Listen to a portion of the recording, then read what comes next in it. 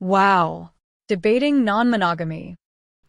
So I was watching this pro-monogamy video by this company who's very religious, and I understand where they're coming from. And it was kind of frustrating in a sense because the misinformation was huge.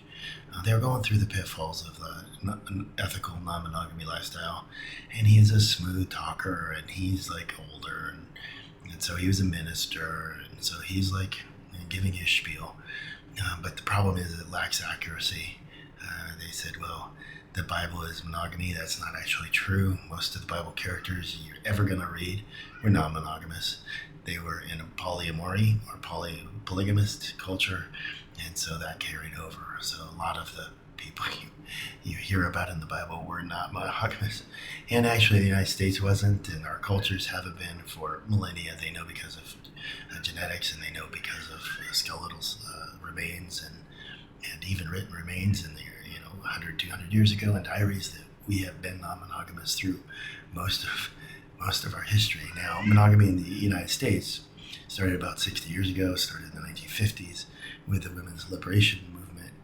And at the time, only women were considered to be monogamous. They weren't, but they were considered socially as part of the social contract to be monogamous.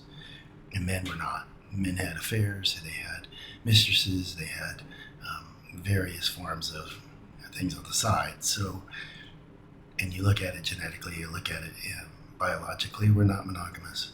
No matter how people may wish us to be, we're not. And they think of some old-fashioned time, and before the 1950s, this country was not monogamous. By a large scale, they were not. So I'm hearing this misinformation about what the Bible says. It doesn't say that. They were a polygamy society, and women were slaves, women were property. So in the 1950s, when there was a movement to try and get away from them as property, that's when they started, well, everybody should be monogamous, not just women. It should be the men too. Well, that's not true. The divorces prove that. Divorce rate right now is atrocious. It's been said that the marriage contract is the most failed contract on earth.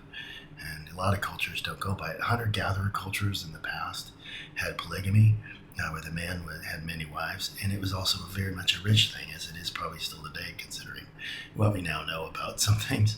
But it was just very frustrating to see such misinformation. Whether it's good or bad for relationships is a different story, and I'll do that in another video.